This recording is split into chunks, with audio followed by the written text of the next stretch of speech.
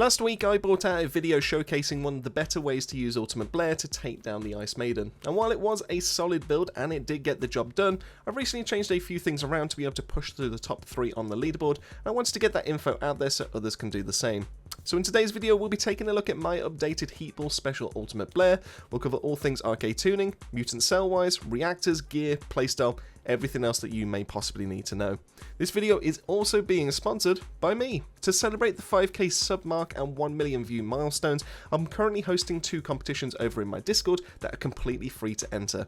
If you want to have a chance at winning some PSN, Xbox or Steam gift cards, head yourself to the link below and I'll see you over there. But with all that out of the way, and as always, we've got a lot to cover, so if that sounds good to you, then let's get to it. Alright then, so starting with the module side of things, not a lot has changed between the builds. We've already rocked the best kind of DPS modules to really benefit from that boost that we grabbed from Maiden's weak points being broken. Of course, we are still heading up with Killer Recipe. This is going to be helping us out with the medium range side of things when it comes to skills, rather than being able to get Blair up close and personal when it comes to like the typical stuff that he does normally tend to rock. Now, we have also gone into a crit package. We have gone into cooldown to really help us out with our things, but we don't need to spam as much as I previously needed to, and the reason why is because I was trying to get away with just casting Spicy Meatball, but in actual fact it makes more sense for us to go back and forth between Spicy Meatball as well as Burn Taste, because both of these are fantastic abilities to be able to actually dish some damage out when it comes to Ice Maiden. So when it comes to the actual modules, we have gone into cooldown as much as possible when it comes to the actual modules that we do have here. So we have gone for Nimble Fingers, we have gone for MP Conversion, and we have focused on the Focus On mods, as you can kind of see here. So we have gone for Fire as well as Dimension, because that's how all of these abilities are all go into. So we are benefiting from additional modifier as well as an increase to the amount of skill power that we'll be chugging into every single one of those abilities.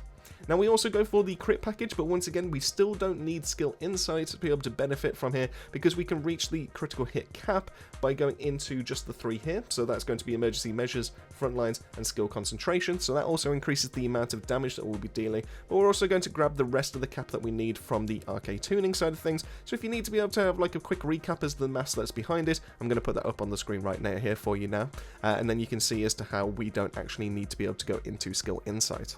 Now the last 3 mods that we do have are still going to be helping us out with our DPS, and some of these are very crucial. We do go for Iron Defense. While technically yes, it's helping us out with the defense side of things, it's primarily there to be able to help us with the additional skill power modifier. That is going to be pushing our damage even further, and especially when we start breaking a couple of those weak points that Ice Maiden is going to be having. We also have Fire Syncytium, which I still don't know if I'm pronouncing that right, but that is going to be helping us out with primarily the fire skill power there.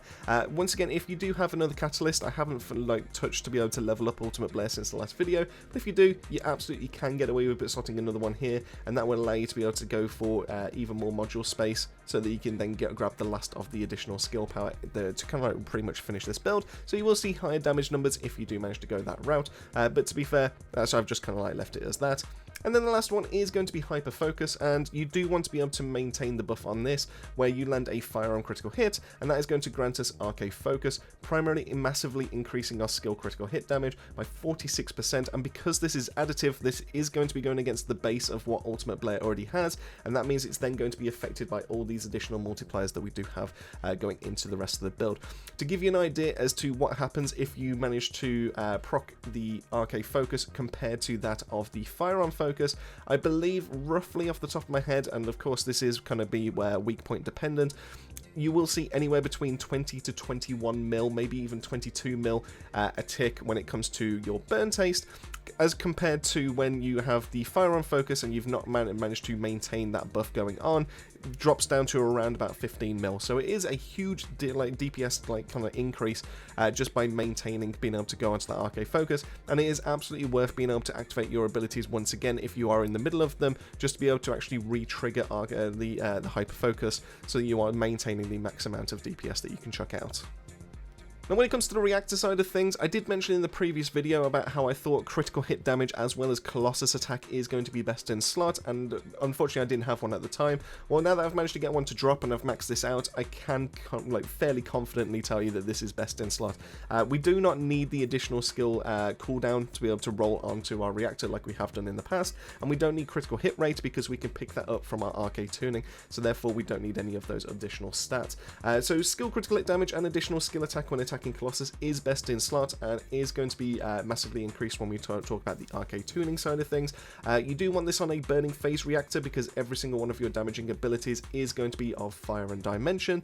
And then lastly, when it comes to the mounting, like I said, you can go for a couple of different options here. Last Dagger and Secret Garden are fantastic options. I do have Beam Rifle here. I have been messing about with Truly Deadly Arson to be able to mess about with like that additional burn and everything else that special effects can do. But it is also a fairly reliable critical hit damage in terms of like critical hit rate and everything like that, especially once you build it right.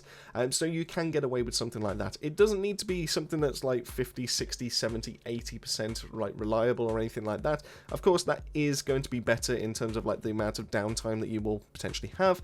But I'm pretty sure my Truly Deadly Arson is, I think it's about 40% if I remember, yeah, 45.5%, and this has been absolutely fine at being able to use when it comes to my mounting. So, you know, you can get away with a few different options, but just primarily keep in mind that you do want to be able to reliably land a critical hit with your weapon, and that should factor into what kind of mounting that you do want on your reactor.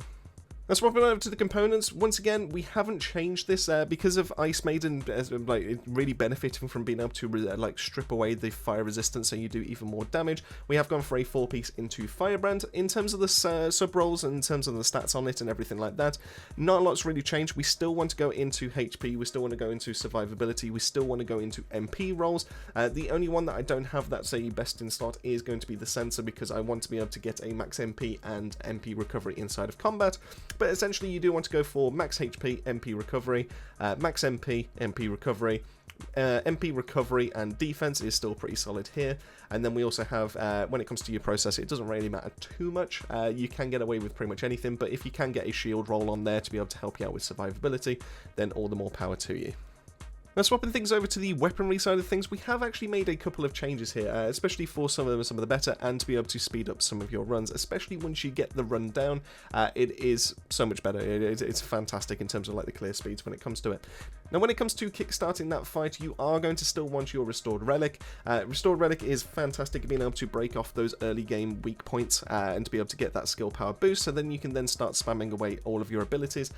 In terms of like the cores, you want to go for a triple fire rate and a double into fire attack. As you can see here, I have min-maxed mine right here, but you can get away, as long as you've got fire rate on there as high as possible, you can get away with some lesser rolls when it comes to your fire attack.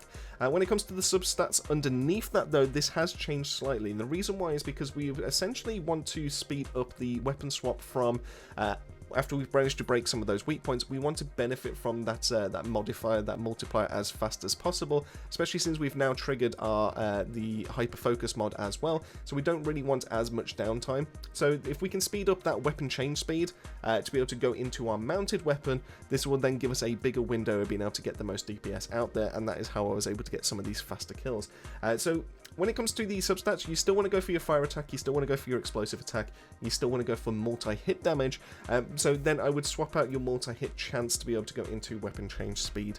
So that is going to be the reason there. Now, in terms of like the build, we have once again swapped this out slightly, and the reason why is because we've then swapped out the max rounds, because we're not looking to be able to actually store as many rounds that we need for like mobbing or anything like that. So we've swapped that out. We've gone for a weapon change speed module right here, and that allows us to be able to benefit from being able to get it so much faster out of our way and then into our actual weapon. It's not a huge amount of difference, but it is something that then, like I said, it takes away from your DPS window if you don't have this built in, but everything else is pretty much still sticking the same. We are going for multi-hit damage, we are going for multi-hit chance, we're going for a magazining increase to be able to help us out, to being able to spam all those rockets at the start and being able to break as many of those weak points as possible, and we combine that with fire rate up, fire priority, fire enhancement, ammo optimization, which is going to help us out with rounds per magazine, as well as that explosive radius, which is fantastic, and then just the typical stuff to help us out with the base explosive attack, and that gives us the most DPS to be able to crank out and be able to break some of those weak points right off the bat, so that we can then just focus on our mounted weapon going forward. Now when it comes to the mounted weapon, I did show off 2 previous builds for the Last Dagger and the Secret Garden, so if you want to go check those out, feel free. They haven't really changed. You can still just get away with just the basic stuff. You're not looking to be able to deal damage with them. You're primarily using them to be able to activate the critical hit rate, and then you're just then being able to proc your hyper focus. So because one has changed, and I have been doing it for some of the runs, I am going to show off my truly deadly arson build, and this is the one that I was currently running. We do want to go into crits as much as possible with this one, so we have gone for better insight and edging shot. Everything else you can pretty much get rid of. Those are the main things that you do want to essentially focus on. But because truly deadly arson is also fantastic being able to go into multi-hit, I have gone for going into multi-hit chance with the trigger and the rifling, and then we've also gone for basic damage and then being able to go into fire attack and everything like that. So this is the basic kind of build that I have gone for when it comes to truly deadly arson, but like I said, the main thing is you do want to land that critical hit, and the first 2 mods here are going to be the ones that you're going to need for that. Now, arcade tuning side of things, we have changed a couple of things now because we have managed to get that Colossus attack roll onto our reactor. So now we can hit these nodes that are over on the right hand side to help us out with the additional skill attack when we go into those Colossus attacks. And if I then show my stats here, you can see that we're getting a huge chunk of additional skill power that's going to be fed into all those extra multipliers when we then break off those weak points. So as you can see, we are maximizing out on skill power, so we have gone here as much as possible. We have gone into skill power over here, and then we've gone into our mutant cell, and our mutant cell is going to be burn vulnerability because we are going to be consistently hitting the same enemy over and over. That is going to have that burn applied to them, so we get even more skill power, and that should open up the skill power buckets as well because this is base skill power after all, so we are then maximizing out our DPS. The last thing that we're going to be focusing on is going to be this package right here, and that's going to be our critical hit damage as well as our critical hit rate. So as you can see, our critical hit damage is a huge multiplier right there that's going to be helping us out in terms of our DPS. But our last of things when it comes to the critical hit rate, this is what's going to be allowing us to be able to hit that critical hit rate cap. And like I said, once again, that math's basically behind it because of how the passive triggers into it when we attack burning enemies. This is then going to give us that 100%. But of course, Ice Maiden does have a ridiculously high 40% when it comes to critical hit rate, like nullification, resistance, whatever you want to call it.